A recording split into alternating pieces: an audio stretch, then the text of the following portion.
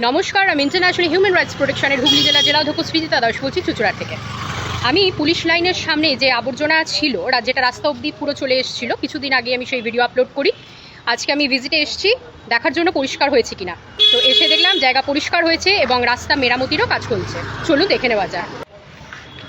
ওখানে বাথরুম করবেন না প্লিজ, ওখানে করবেন না। পুলিশ লাইন রয়েছে সামনে, করছেন একদম করবেন না একদম।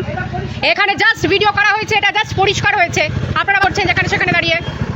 সামনেই পুলিশ লাইন রয়েছে, এমনি সচেতনতার অভাব কেন আপনাদের মধ্যে?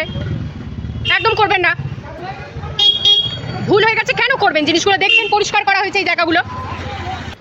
এই যে পুরো রাস্তা পরিষ্কার করা হয়েছে। বৃষ্টি পড়ছে তো এই যে পেছনে দেখা যাচ্ছে পুলিশ লাইন, এটা চন্দননগর পুলিশ কমিশন। এই বৃষ্টির মধ্যে আমি ভিজে যাচ্ছি। এখানে যেটা আগের দিন দেখিয়েছিলাম, এই যে আবর্জনা পরিষ্কার করা হয়েছে, পুরোপুরি পরিষ্কার করা হয়েছে। Thank you so much. প্রশাসনকেও ধন্যবাদ জানাচ্ছি, পৌরসভাকেও। আমার ভিডিওটা যে কাজে এসছে সেটা আমি আবারও দেখালাম আপনাদের কেমন লাগলো অবশ্যই আমাকে জানাবেন।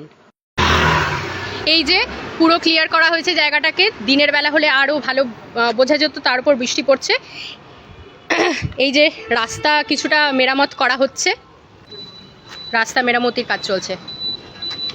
এই জায়গায় একটি আলোর ব্যবস্থা থাকলে খুবই ভালো হতো। মানুষ এই অন্ধকারের সুযোগ নিয়ে এখানে টয়লেট করছেন, নোংরা ফেলছেন, সেই জিনিসগুলো তাহলে হতো না।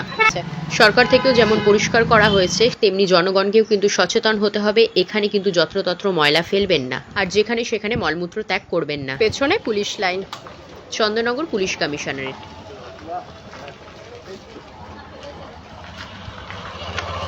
ভিডিওগুলো দেখেন কেমন লাগে? Thank you so much.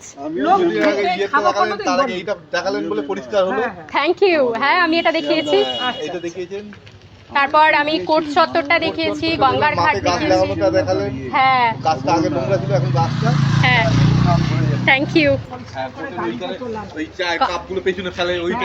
কাল আপনারা সকলে আমার সাথে থাকুন, আমি এরকম ধরনের কাজ আরও করে দেখাবো।